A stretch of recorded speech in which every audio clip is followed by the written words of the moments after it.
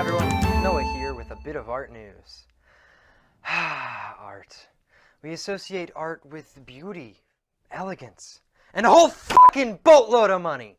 And I'm not talking about a painting of a tugboat filled with cash. Although admittedly this Photoshop may be criminal. In 2018, the global art market reached $67.4 billion in sales. And wherever there's a lot of money, you'll bet there's a lot of crime. Just recently, a California man, Philip Ryder, has been sentenced to 5 years in prison after attempting to sell over $6 million worth of forged paintings. He created fakes under legendary names like Andy Warhol, to which we say, just paint your own damn soup can. You see, Hollywood generally portrays these big-time art forgers as incredibly smart and wickedly cool. But this guy? Not so much. Ryder could not shut up about his newly acquired wealth. I mean, he flaunted that shit on Instagram, bragging to the entire world about how he'd made it. Like, come on, guy. Do you not watch TV? You gotta keep that shit down low, man. Marty Byrde would be fucking ashamed. Listen, this guy didn't even have the skills to fake the artwork himself. He bought known fakes off of eBay of all places, and then sold them as if they were real. To which we say again, paint your own goddamn soup can! Also, is this guy even an art forger? I mean, he can't produce the fakes himself. This guy's more like the Nigerian prince who still owes your uncle $1 million. Listen, Uncle Ted, I'm sorry, but I don't think Prince Mike Adenuga is going to come through on his end of the deal. Speaking of African royalty, I want to take a little bit of time to talk about Lucky Sibiya, a South African artist whose paintings evoke a rich cultural heritage, and have unfortunately become prey for art forgers. You see, these art forgers often take advantage of lesser-known and up-and-coming artists, and since Sibiya was not actually born into nobility, he's been hit especially hard. See, in a study conducted by the University of Pretoria, they found that 30% of the images that appear in a Google image search of his name are fakes. Hey, this could actually be a pretty fun game. We can call it, find the fake. Can you find the fake? Can you find the fake?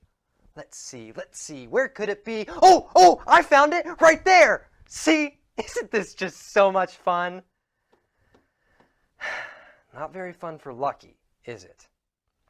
In fact, these forgeries have gotten so bad that there's something called the African Modernist Fake School, where trained artists work together to create fakes on demand, and then sell them for a premium price.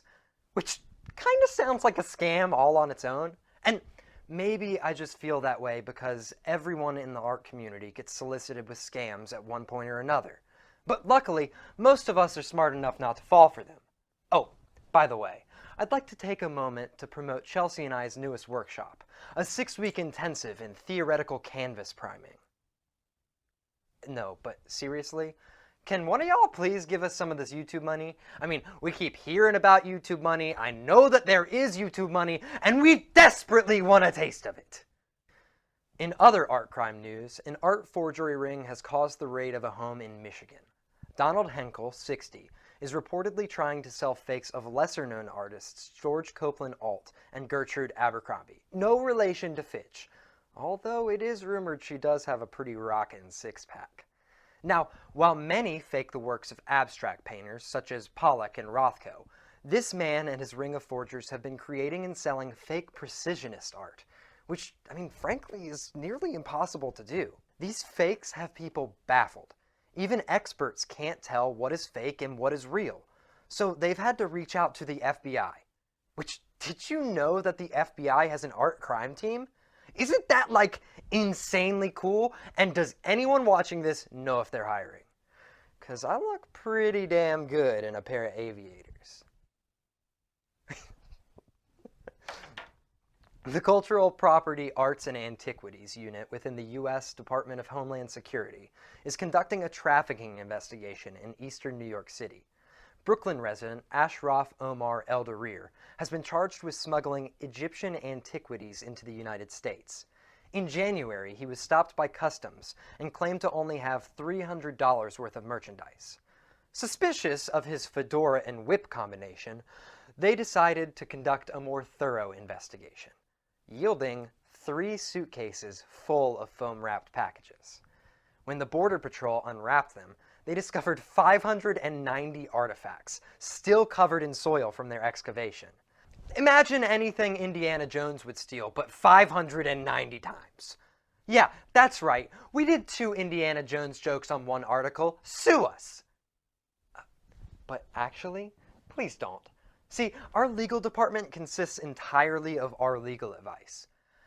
I mean, I can't afford a lawyer because I don't have any goddamn YouTube money!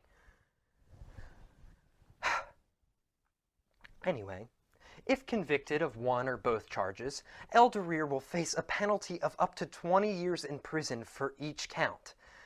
Which I guess I get since we're talking about possible grave robbing. But if that's the case, then when are we going to do something about the British Museum?